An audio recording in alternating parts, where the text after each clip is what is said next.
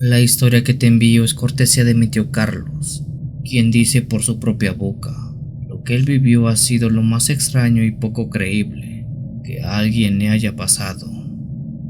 Como resumen, debo mencionar que mi tío trabaja como trailero desde hace más de 28 años. Él se emplea como un chofer de tráiler para un mercado bastante grande de nuestra localidad. Al igual que él, existen decenas de choferes que surten el mercado con diversas mercancías que traen de varios lugares del país.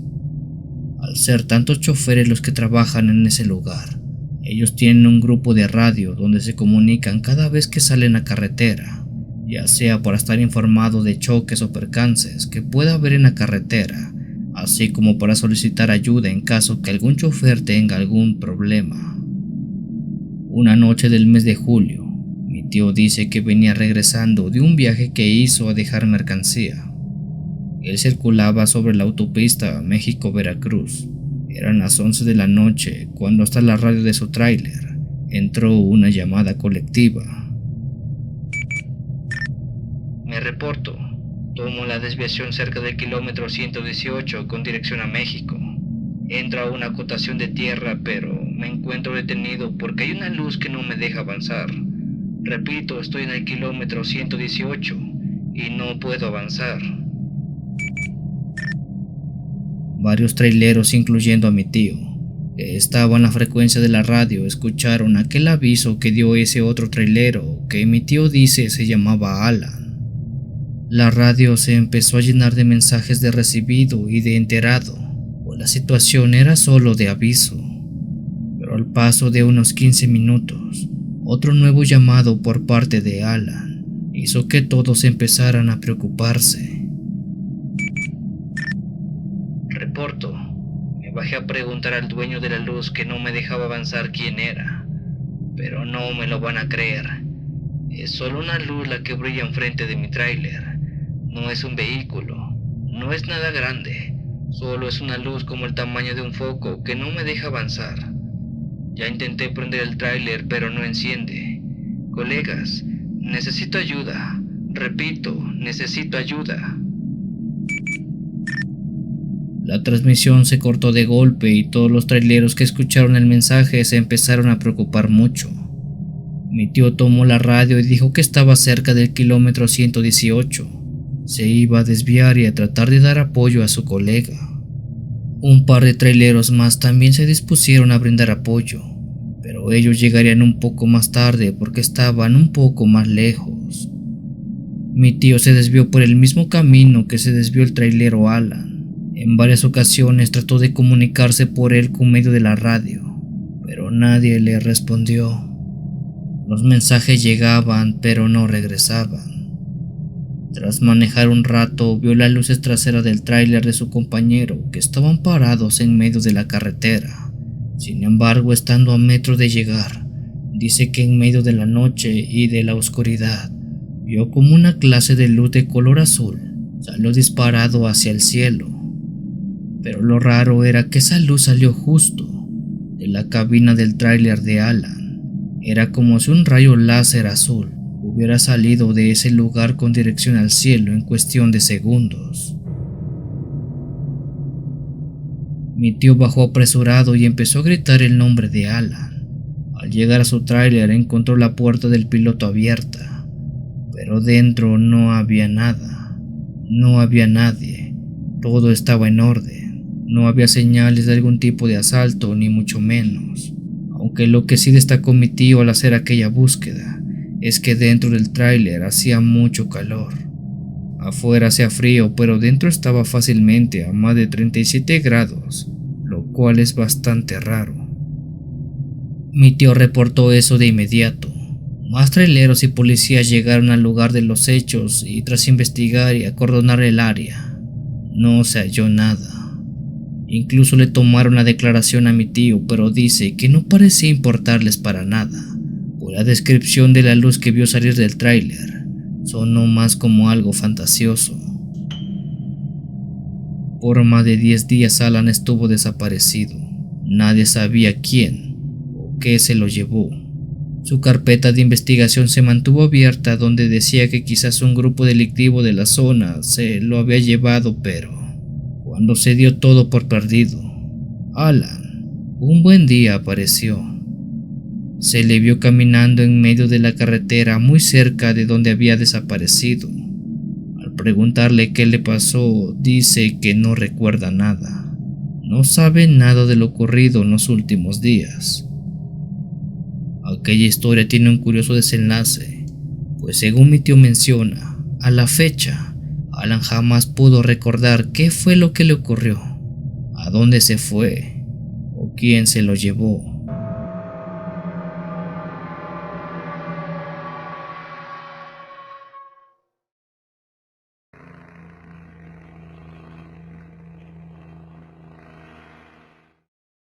Buenas noches, querida comunidad de Cuenta Historias. Mi nombre es Esteban y quiero compartir una extraña experiencia que me sucedió hace ya un buen tiempo. Entre el año 2005 y 2009, trabajé como chofer para una empresa de transporte de paquetería. En aquel entonces recuerdo que la empresa estaba creciendo muy rápido, tanto que no nos dábamos abasto a la hora de repartir todos los pedidos. Eso fue razón suficiente para que muchos de los traileros tuviéramos no solo que hacer horas extras, sino que incluso hasta doblar turnos con tal de sacar todo el trabajo pendiente.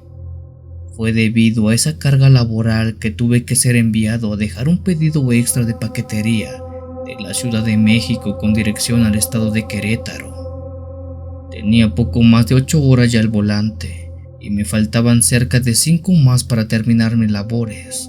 Salí aproximadamente a las 9 de la noche de la estación y, si me daba prisa, llegaría a las 2 o 3 de la madrugada a mi destino. Así como entre la autopista, mis ojos ya se notaban muy cansados.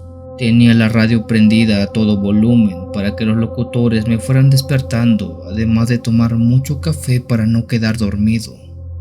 Mientras manejaba, mi mirada se quedó clavada en la orilla de la carretera, que fue iluminada por el tráiler.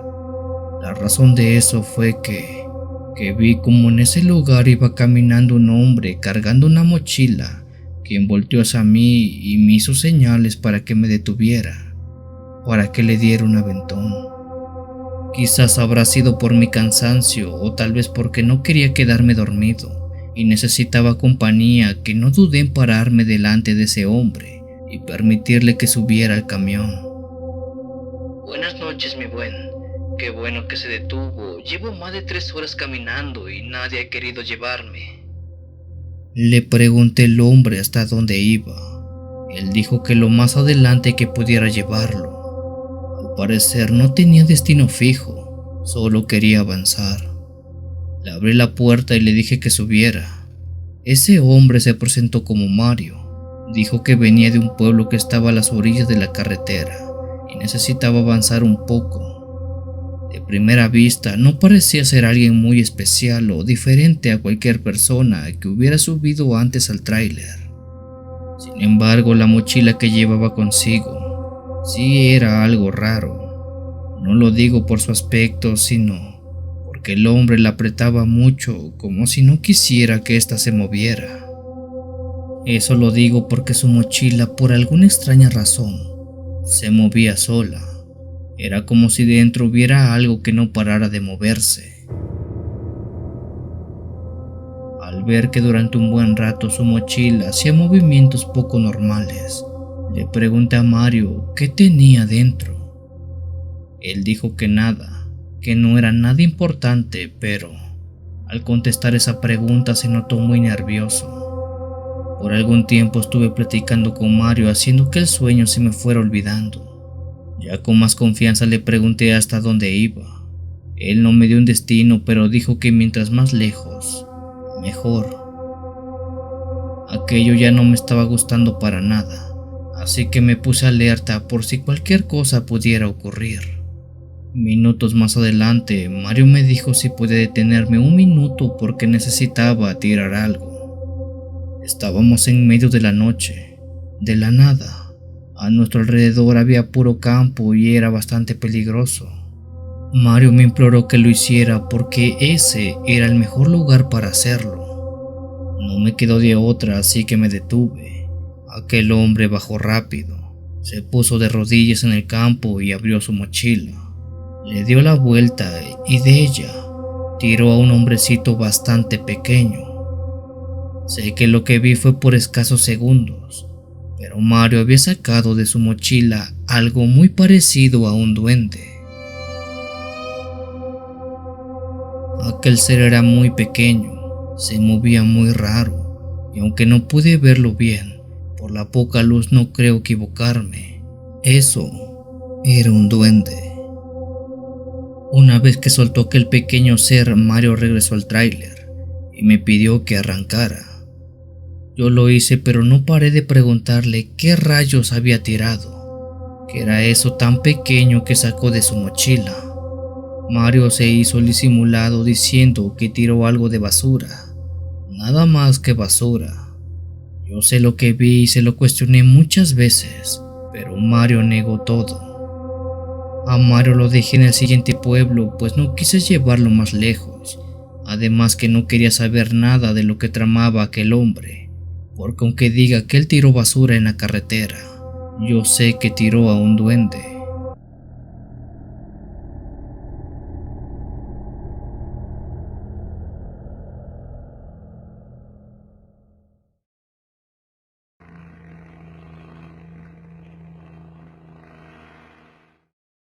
No sé muy bien cómo, pero voy a tratar de explicarte lo que me pasó y lo que considero ha sido lo más aterrador que he vivido en un tráiler. Hubo un tiempo donde salir de mochilero se volvió un hábito en parte de mi vida. Cada cierto tiempo empacaba mis cosas y salía a la carretera para buscar quien me diera aventón.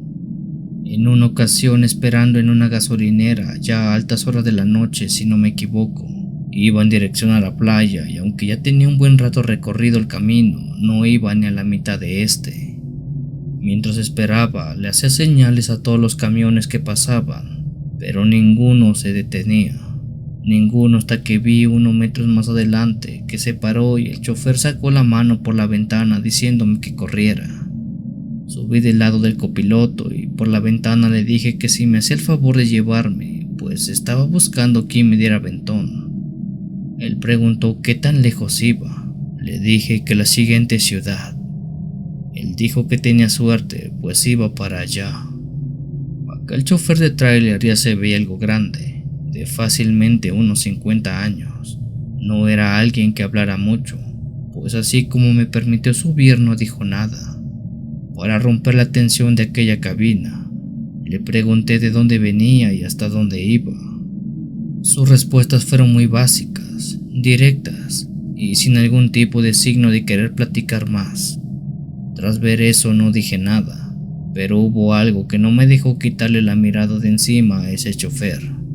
Quizás no lo había notado en un principio, pero la piel de ese hombre se veía muy amarillenta. Sus manos temblaban mucho, incluso al grado de provocar ciertos movimientos bruscos a la hora de sostener el volante. Está enfermo, fue lo primero que pensé, pero su actuar era tan extraño que incluso pensar eso parecía algo no tan factible. Para hacer eso aún más raro, un aroma como a podrido se empezó a oler dentro de la cabina.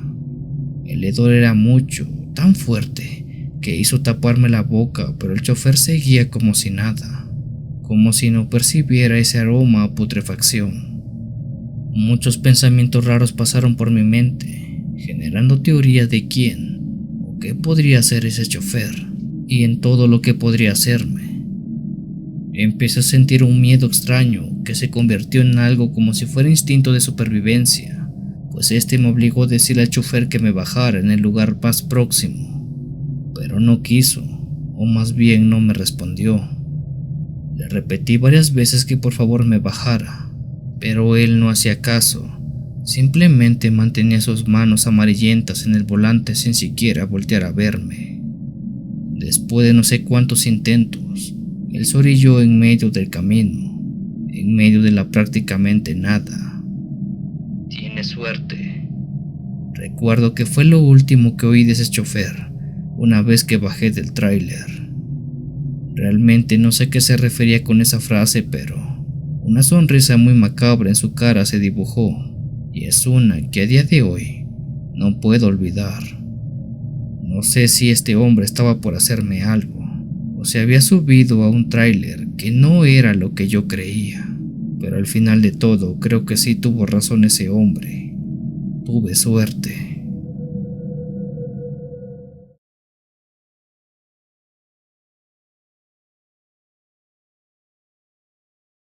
En su momento, este relato estuvo celosamente guardado por mi abuelo César. No estoy seguro, pero creo que él tenía un contrato firmado o algo así que le impedía hablar de este tema. La cuestión es que mi abuelo falleció hace un par de años apenas, y al irse él, también se fueron todos esos impedimentos que prohibían contar dicho relato. ¿Qué pudo ser tan prohibido y peligroso como para que mi abuelo haya firmado un contrato de confidencialidad? Se preguntarán ustedes. Bueno, tomen asiento y pongan mucha atención a esta historia que me la contó mi abuelo en sus últimos años de vida. Ellos lo hicieron porque saben que nadie le iba a creer a un pobre trailero. Entre los años 1968 y 1979, mi abuelo trabajó en una pequeña empresa de entrega de mercancía. La empresa era de él y la había fundado junto a su compadre, y aunque nunca lograron despegar la compañía, era suficiente para que ambos tuvieran un trabajo estable por años que funcionó el servicio.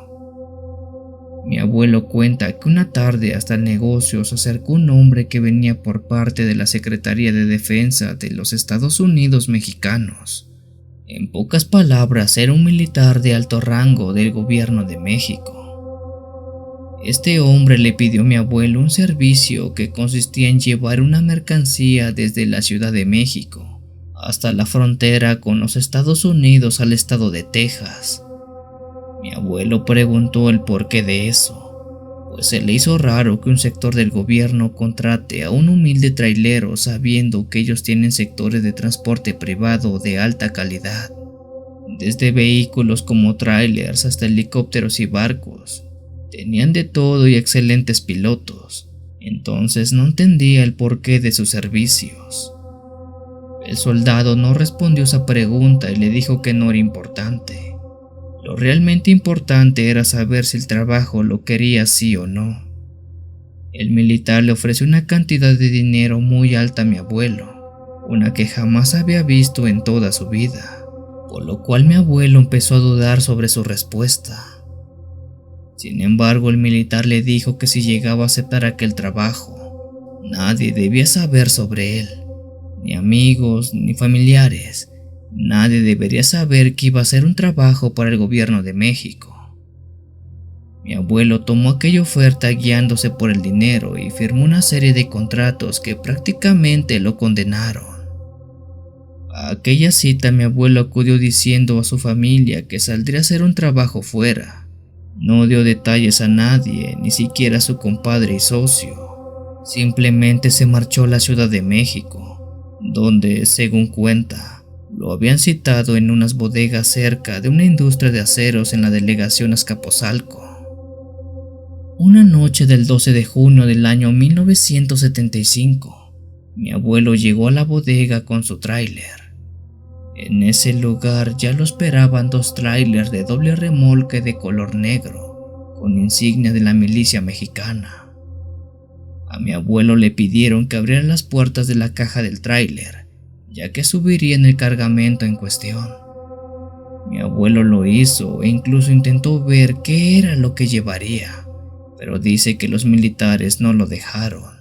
Siempre estuvieron pendientes de que mi abuelo no viera qué era lo que subían al tráiler, aunque por lo poco que logró ver en descuido de sus vigilantes, dice que eran cajas negras que no sabe si eran de madera o de metal, pero todas eran cajas negras de 1 metro de largo por 1 metro de ancho más o menos.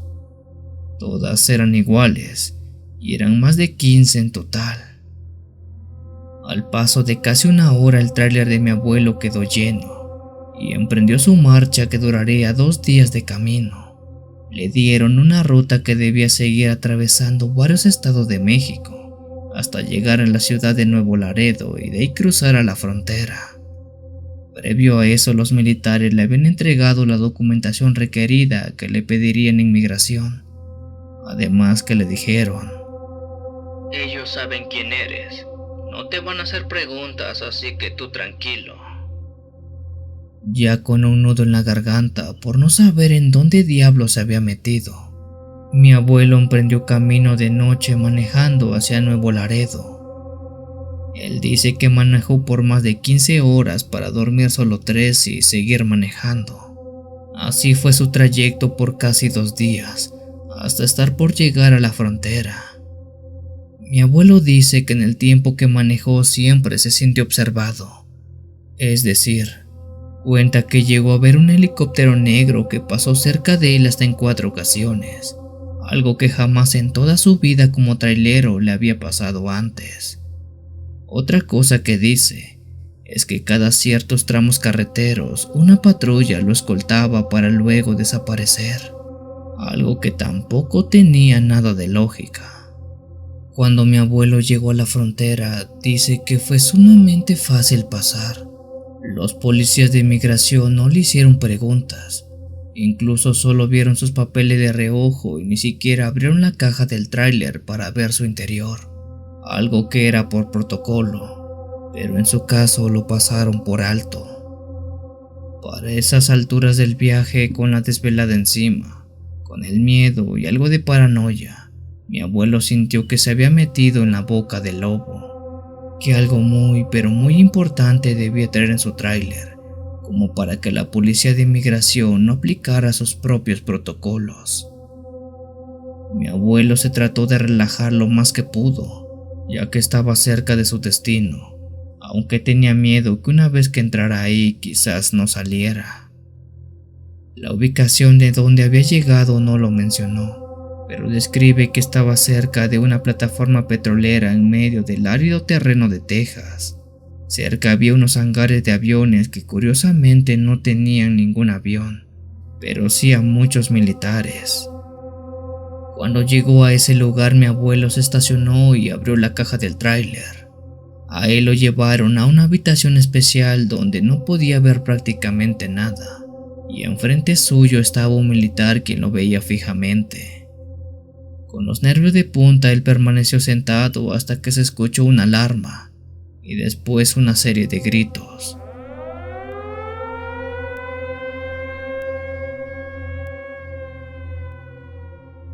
El militar de enfrente permaneció estoico, a pesar de aquella sirena. Sin embargo, después de unos minutos, él también fue llamado, parándose y diciéndole a mi abuelo que no se moviera. Cuando este hombre abrió y cerró la puerta del cuarto, mi abuelo pudo ver por breves segundos lo que allá afuera estaba pasando. Él dice que en el suelo estaba tirada una de esas cajas negras que habían subido a su tráiler. Al parecer esta se había caído ya que estaba en el suelo completamente destrozada. Pero lo importante de lo que vio es que dice que dentro de esa caja había una clase de líquido verdoso muy fosforescente. Aunque no fue mucho lo que vio, dice que ese líquido era muy espeso, no era aguado. Y lo más importante es que entre todo ese líquido estaba algo como un ser humano en posición fetal. Por lo que vio, menciona y deduce que dentro de esas cajas negras que transportó se encontraban personas que estaban cubiertas por una clase de líquido verdoso. Poco después, ese asunto de la caja que se había caído fue controlado. La sirena dejó de sonar y a mi abuelo lo dejaron ir, pero desde la fecha y por los años siguientes que siguió trabajando como trailero, dice que siempre se sintió observado por alguien o por algo. Estoy seguro que ustedes tienen muchas preguntas al igual que yo, siendo de las más importantes el por qué ese viaje lo hizo un tipo como mi abuelo y no alguien mismo del gobierno. Mi abuelo tenía su teoría que sustenta en que si lo hacía un tipo común y corriente como yo, quizás a la hora de contar mi relato a mis conocidos nadie me creería. Pensarían que es algo que me inventé o que la historia es de un trailero loco. Pero si lo hacía un hombre del gobierno, claro que tendría más peso esa historia. Ahora bien, ¿qué eran esos hombres dentro de aquellas cápsulas? Eso es algo que él no sabe. Trata de encontrar alguna respuesta, pero no entiende por qué México mandaba gente encapsulada en líquido de color verde dentro de cajas negras. Eso jamás lo supo.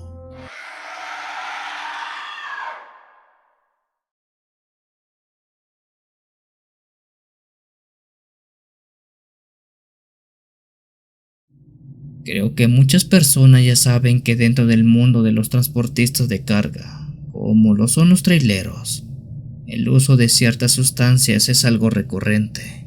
Y no lo digo de una manera despectiva, sino todo lo contrario, ya que para soportar manejar más de 18 horas de manera continua, que es una proeza, muchos requieren de una ayuda extra, una ayuda como drogas.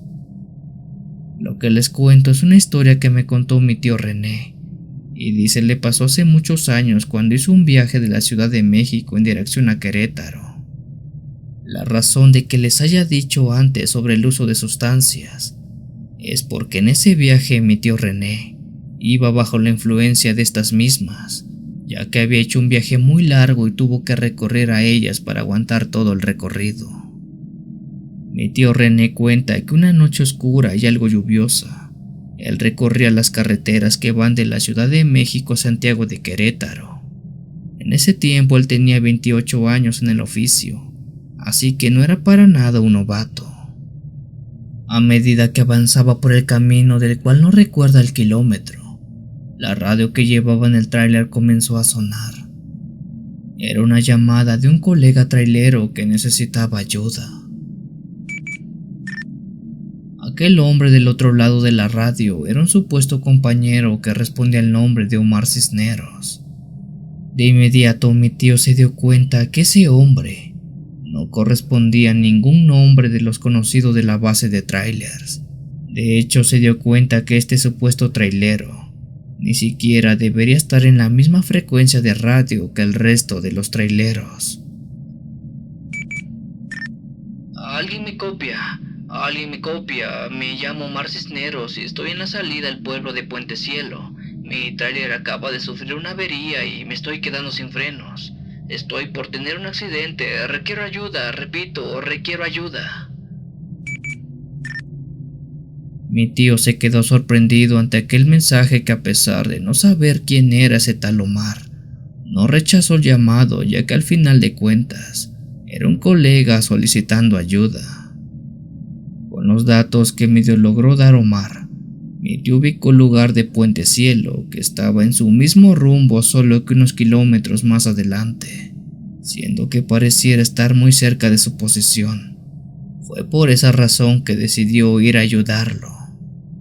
Sabiendo que el accidente podría ser muy delicado, cambió de frecuencia a la radio para comunicarse con algunos compañeros que estuvieran cerca y así estos pudieran solicitar ayuda y también ir a apoyarlos un poco. Sin embargo, cada que intentaba cambiar la frecuencia de la radio, esta siempre regresaba a la misma frecuencia en la que hablaba con Omar. Al ver eso, mi tío René no quiso perder más tiempo tratando de comunicarse y siguió manejando. Al llegar al lugar donde supuestamente el trailero Omar se había accidentado, mi tío se sorprendió porque no encontró ni rastro del camión.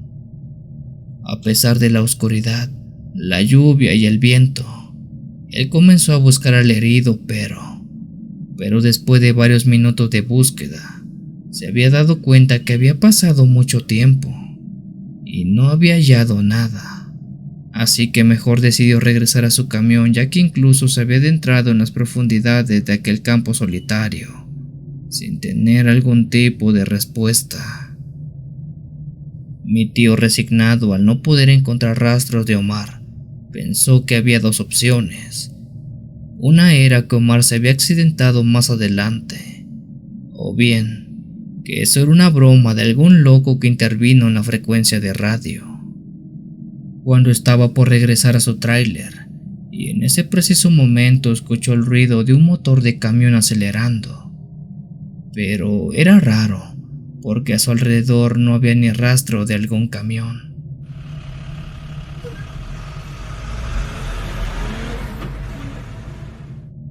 Mi tío vio por todos lados tratando de ver algo, de ver aquello que producía aquel ruido de motor tan intenso, pero al no hallar nada, empezó a sentir un escalofrío muy feo en su nuca. Algo confundido se echó a correr a su tráiler para subir y seguir manejando de frente. De repente, y esto lo cuenta mi tío con toda veracidad, dice que un camión apareció ante él, en medio de una niebla. Era como si se hubiera materializado casi al instante. El camión era completamente negro, sin placas ni luces, y no parecía tener conductor. Mi tío René trató de seguir adelante, pero aquel camión que él describe fantasmal parecía estarlo persiguiendo. Intentó deshacerse del camión fantasma y acelerar más, pero sin éxito. El camión lo seguía sin cesar. La lluvia y la niebla comenzaron a hacerse cada vez más espesa y la visibilidad se redujo casi a cero. Esa persecución duró un rato hasta que el camión fantasma apareció delante de mi tío y lo hizo girar violentamente, haciendo que su camión se estrellara contra el borde de la carretera.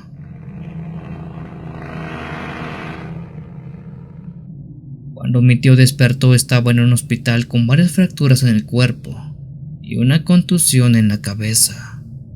Los médicos le dijeron que había sufrido un terrible accidente y había sido encontrado tiempo después del mismo. Cuando lo interrogaron para que contara lo sucedido, él contó la historia del camión fantasma que se le atravesó. Sin embargo, nadie le creyó, ya que su cuerpo tenía indicio de haber consumido sustancias nocivas. Los únicos que le llegaron a creer fueron algunos colegas de trabajo, quienes han visto aquel camión negro a media pista, y al igual que mi tío René, habían recibido esa misma señal de ayuda por radio, del mismo hombre llamado Omar.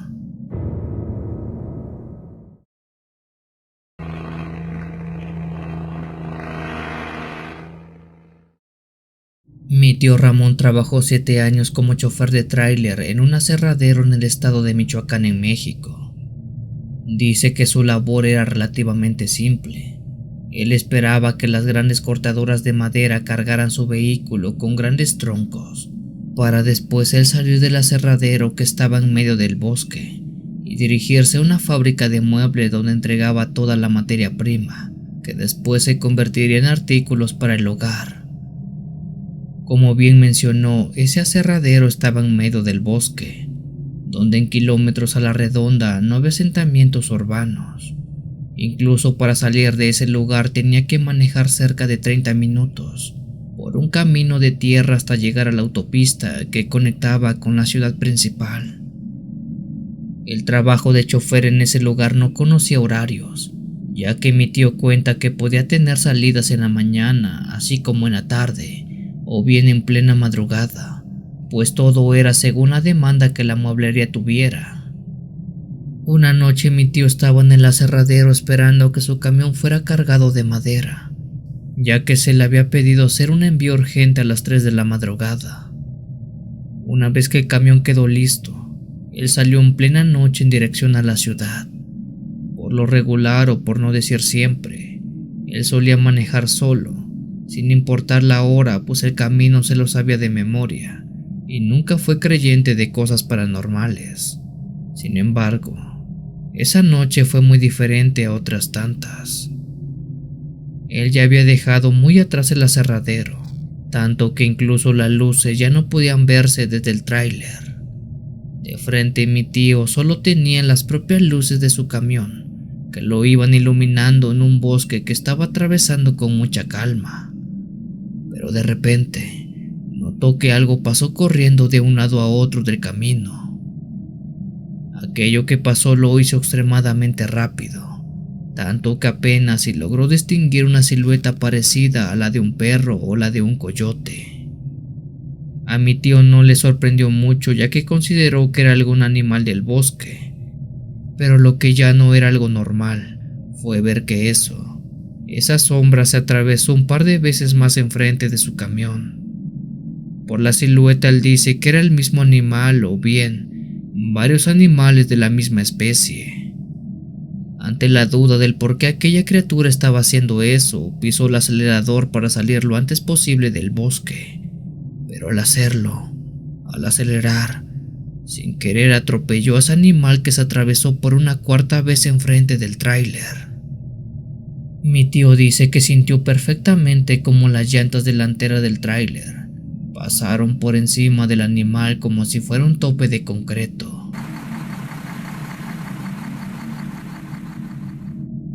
En ese momento se asustó porque sabía que después de pasarle más de media tonelada por encima, aquello de seguro ya no estaría con vida. Sin embargo, ante la duda de qué pudo haber arrollado, él frenó y bajó del tráiler para verlo mejor.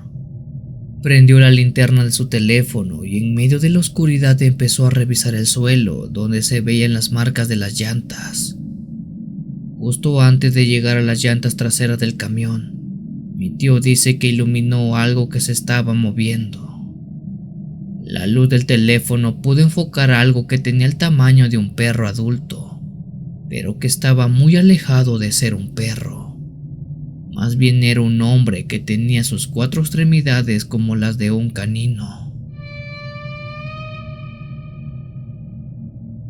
No sabe cómo explicarlo, pero ese animal tenía la cara de un hombre, de una persona, aunque no tenía nada de pelo, pero sí piel de tez morena como la de un ser humano.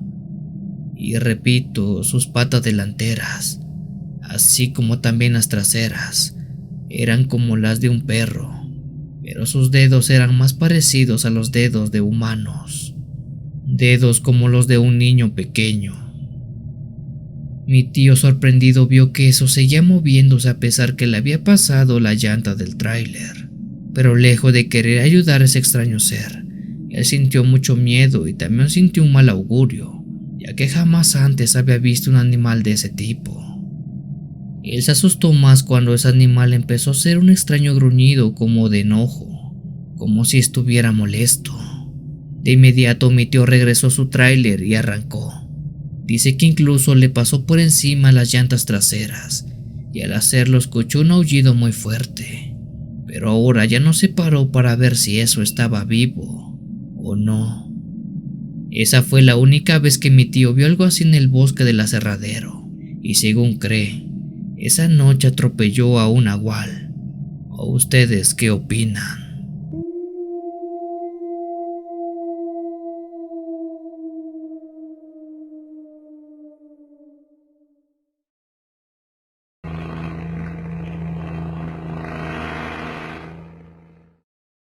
Buenas noches, Memo, a ti y a toda la comunidad del radio de Cuenta Historias. El relato que te narro me pasó hace 13 años atrás. Yo soy conductor de tráiler desde hace más de 25 años y durante todo ese tiempo he trabajado para diferentes patrones en diferentes lugares de Colombia, lugar de donde soy originario. Pero esto que te cuento pasó en concreto cerca de la ciudad de Cúcuta, casi frontera con Venezuela. Antes de dar comienzo a la historia, tengo que contarles una información bastante importante. Cerca de Cúcuta, en pueblos aledaños se tiene mucho la creencia que hay desde el calendario, que no es bueno salir de noche, en especial si estás en carretera. La razón de esto se debe a que según ciertas creencias, en esos días las brujas salen y empiezan a hacer sus fechorías a todo aquel que hallen en las noches solo.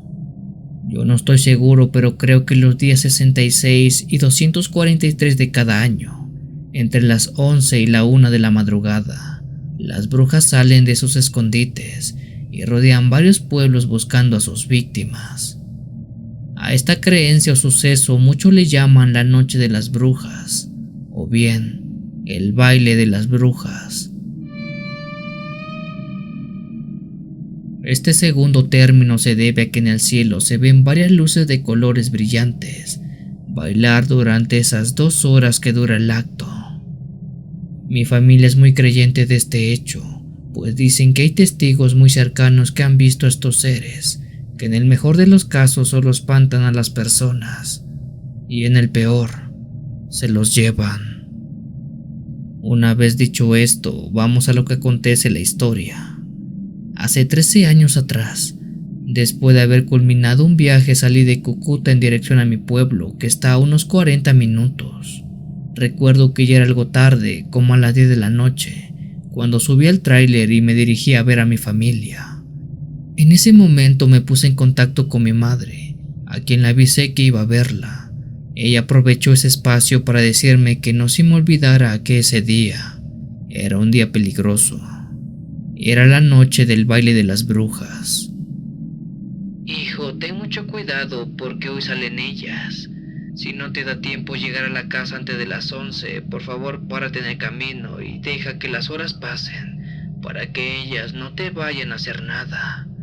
No quiero que te agarren manejando y provoquen un accidente. Le dije a mi madre que si no me daba tiempo, claro que me detendría. Lo último que quería era una desgracia en el camino.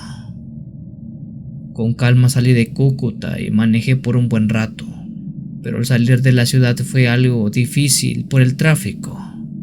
De esta manera, cuando ya me había adentrado a la parte selvática del camino, las 11 de la noche dieron, y como si fuera un reloj programado, en el cielo oscuro y estrellado, vi algunas luces de colores que empezaban a aparecer de sabrá Dios dónde. En un par de minutos, un puñado de luces ya estaban sobre el bosque, y por más que uno quisiera pensar que eran luciérnagas o algún tipo explicable de objeto, era imposible. Esas eran las brujas. Con el temor de verlas y ante la promesa que le hice a mi madre, busqué un pequeño claro donde orillé el tráiler y me detuve. Apagué todas las luces del vehículo e incluso tapé las ventanas laterales con unas cortinas para que no se viera nada. Recliné mi asiento y me dispuse a esperar para que las horas pasaran y que ellas se fueran. Esa no era la primera vez que veía ese tipo de cosas. A lo largo de mi vida había sido testigo de un par de ocasiones de ver el famoso baile de las brujas, pero esa fue la primera vez que me tocó en carretera, y debo decir que aunque estaba seguro, me sentía con algo de miedo. En el cielo se veían decenas de luces que subían y bajaban. Eran de todos colores y de todos tamaños. Algo raro era que aunque era de noche, en la selva no se escuchaba nada, ni un solo insecto o animal hacer un solo ruido. Era como si incluso ellos se escondieran de ellas. Es más, ni siquiera había viento. Todo era un silencio desesperante. Ante el miedo que iba creciendo, decidí dormir un poco. Cerré los ojos y me tapé la cara con mi chamarra para tratar que el tiempo pasara más aprisa. Por suerte lo logré. Quedé dormido, sin embargo. No sé cuánto tiempo pasó cuando escuché como si tocaran el vidrio del parabrisas del tráiler. Ese ruido lo escuché entre sueños, pero al despertar, aún seguía oyéndolo. Al parecer el ruido no era producto de mis sueños. Con cuidado me quité la chamarra de la cara, y al dirigir la mirada al parabrisas del camión, casi me da un infarto. Pegadas al parabrisas estaban 2 mujeres que le respiraban muy fuerte. Sus caras estaban totalmente pegadas al vidrio, tanto que sus alientos se empañaban por fuera el cristal. A pesar de la noche y de la oscuridad de la selva, pude ver que esas 2 mujeres eran mujeres mayores, ancianas prácticamente. Ambas tenían muchas arrugas en todo el cuerpo, y cuando digo todo, es todo. ya que éstas no portaban prendas de vestir, estaban totalmente desnudas. Pero lo más perturbador de eso era que las dos tenían los ojos cosidos. De lado a lado de sus ojos tenían puntos de sutura que jugaban a modo de que alguien les había cosido la mirada. Me llevé las manos a la boca y grité hacia adentro para no hacer ruido, aunque sabía que ellas, a pesar de tener los ojos cosidos, sabían que yo estaba dentro del camión. Las mujeres tocaban, rasguñaban y se estrellaban contra el parabrisas, como si quisieran entrar rompiéndolo. Por un momento pensé que romperían el vidrio debido a lo fuerte que se golpeaban y que movían el tráiler. Ante ese hecho sabía que si ellas abrían ese lugar, de seguro terminarían llevándome. Ante nada mejor que hacer me puse a rezar, aunque no sé si eso funcionó contra ellas, pero creo que eso las hizo enojar aún más, ya que los golpes que daban con sus cabezas se hicieron más agresivos.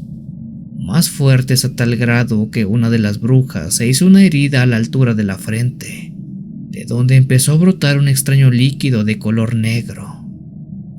No estoy seguro, pero creo que ese líquido era corrosivo, o estaba muy caliente, porque las gotas que cayeron en la lámina del tráiler empezaron a desprender una clase de vapor.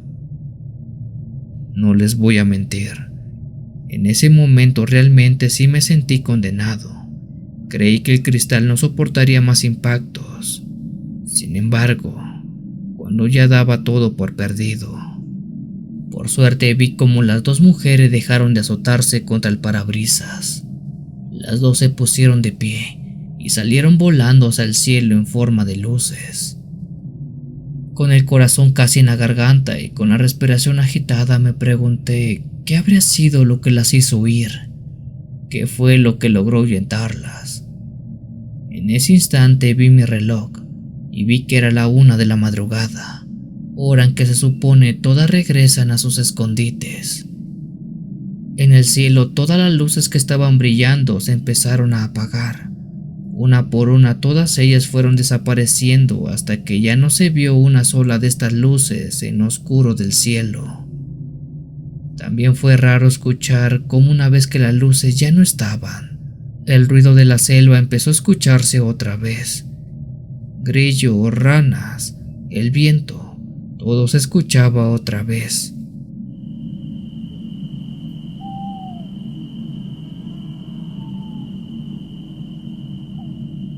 Dejé al menos que pasara una media hora antes de que reanudara mi camino. No fuera a ser que esas cosas aún estuvieran allá afuera. Por suerte en el camino a mi comunidad ya no vi nada raro, pero me fui manejando muy despacio y con mucho miedo. Al llegar a casa y contarle a mi madre lo ocurrido, ella dio las gracias al cielo que nada malo me pasó, y de esas mendigas brujas que no me llevaron con ellas. No sé si en otros países el día 66 y 243 del calendario salgan brujas, pero al menos en este lado de Colombia y parte de Venezuela, sí se sabe que esto ocurre.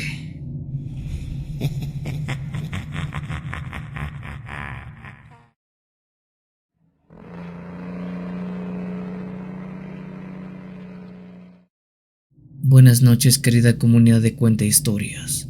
Mi nombre es Miguel y la historia que les comparto es una que le pasó a un familiar muy cercano.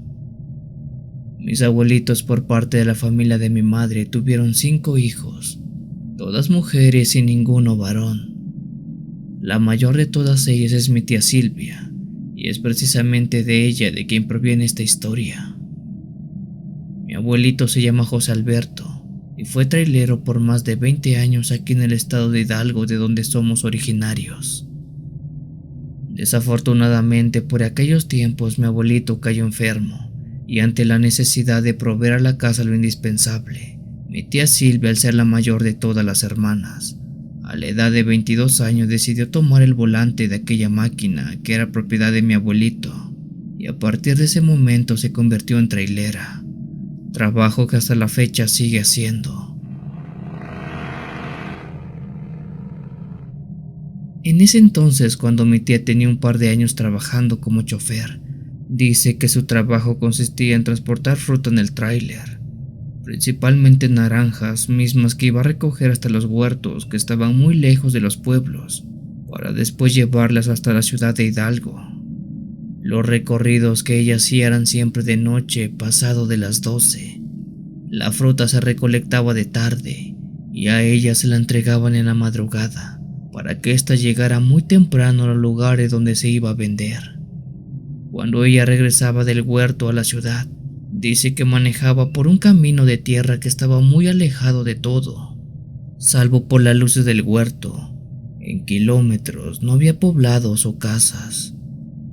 Una noche, cuando mi tía regresaba con el tráiler lleno de frutas en dirección a la ciudad de Hidalgo, dice que ella iba saliendo del huerto cuando el camión iluminó a un hombre que iba caminando en la misma dirección que ella. El hombre volteó a verla y le hizo señales como pidiendo aventón. No era frecuente que mi tía encontrara gente por ese camino y más a esa hora, aunque una que otra vez le llegó a pasar, ya que había trabajadores del huerto que a veces iban a la ciudad y en esos casos mi tía les daba aventón. Esa noche ella pensó que ese hombre era uno de los trabajadores que tenía el mismo destino que ella.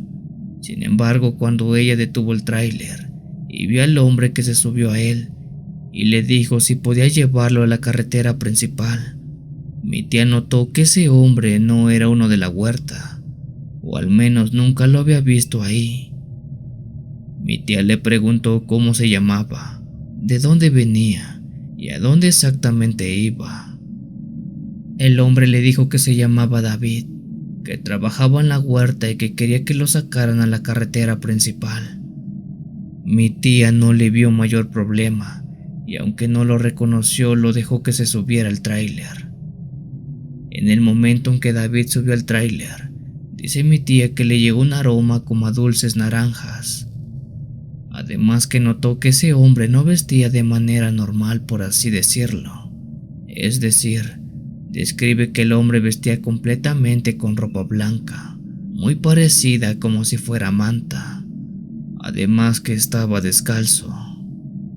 Ella no quiso ser inoportuna, así que decidió no decir nada, y mejor preguntó qué hacía tan tarde caminando por aquel camino.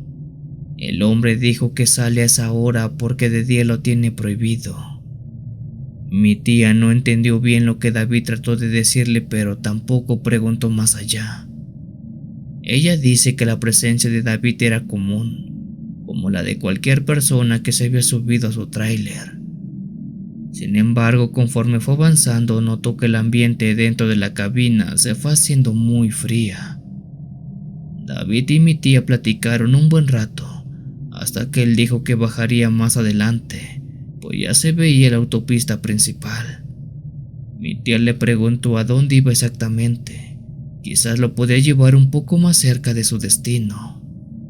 David dijo que ya no iba más lejos, él ahí se quedaba. Mi tía le dijo que estaba bien, lo bajaría ahí, solo que le permitiera orillarse en el camino para que pudiera descender. Pero ella, mi tía, dice que en ese preciso momento, ante sus ojos pasó algo que jamás pensó pasaría. Dice que justo en ese instante, David, quien estaba sentado en el asiento del copiloto, se desvaneció, o más bien, destelló. Era como si el flash de una cámara fotográfica se hubiera activado y después de eso, él ya no estuviera más a su lado. Mi tía Silvia no podía creerlo. De hecho, se asustó tanto que empezó a gritar y casi se estrella con las laterales del camino. Por suerte logró controlarse y paró el camión. Bajó el vidrio y empezó a respirar fuerte y bastante profundo. Volteó varias veces al asiento del copiloto, pero por más que trataba de entender qué fue lo que había pasado, eso parecía imposible. David simplemente había desaparecido. Tras aquel incidente, mi tía Silvia no supo y no pudo dar explicación lógica a lo que había visto. Con el tiempo compartió esto con los trabajadores de la huerta, quienes tampoco sabían mucho de aquel asunto. La explicación más clara que medio se dio fue que en ese lugar donde mi tía vio desvanecerse a David, se encontraba una cruz que correspondía a un difunto que había sido arrollado hace mucho tiempo. La cruz no tiene nombre, solo se sabe que eso pasó hace décadas, siendo así que quizás mi tía ese día llevó el alma de aquella cruz, aquella que estaba al lado del camino.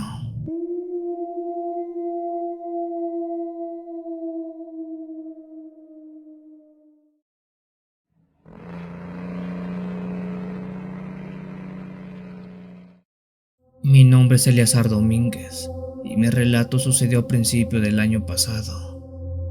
Desde hace años me dedico al trabajo de trailero para una empresa de entrega de paquetería que recorre gran parte de toda la República Mexicana. El año pasado estaba trabajando en la zona del sureste de México, en concreto en el estado de Chiapas, realizando varios pedidos procedentes de la Ciudad de México. En esa ocasión me dirigí a Tuxtla Gutiérrez, que es la capital del estado. Sin embargo, para llegar a ese lugar, tengo que atravesar zonas boscosas muy grandes, además que gran parte del camino es algo complicado por el clima, ya que las lluvias son impredecibles en toda la zona. Cuando ya me dirigí a Tuxtla, precisamente una fuerte lluvia me tomó en medio del camino.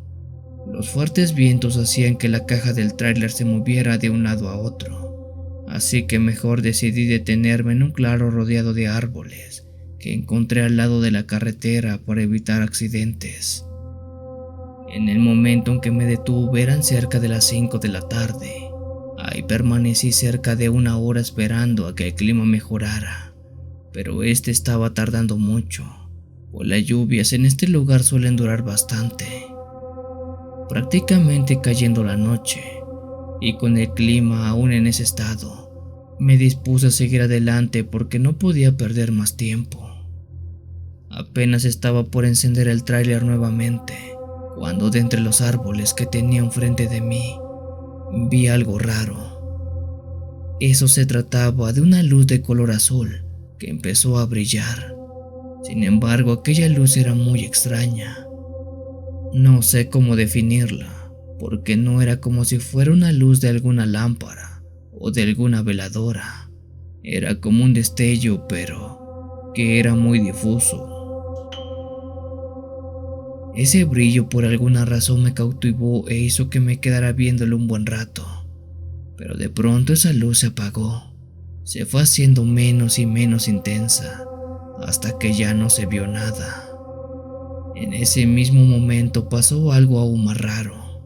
Eso fue que donde estaba la luz brillando, de esos árboles, salieron 2 niños. Estos eran pequeños y vestían de una manera bastante rara. Tenían puesto una clase de traje de buzo que era completamente azul, que cubría todo su cuerpo salvo por su cabeza. Y otra cosa curiosa era que sus cabezas eran desproporcionadamente anormales. Estas eran mucho más grandes que el resto de su cuerpo y eran totalmente grisáceos. Ellos caminaban algo torpe, como si se estuvieran cayendo o como si estuvieran borrachos. No sé si era el peso de sus cabezas lo que les ganaba, pero algo había en su caminar que los hacía muy extraños. Los vi por un rato. Vi cómo salían de entre los árboles mientras me preguntaba qué hacían unos niños, quizás enfermos por sus cualidades físicas, en ese lugar y a esa hora, además que estaban en plena lluvia.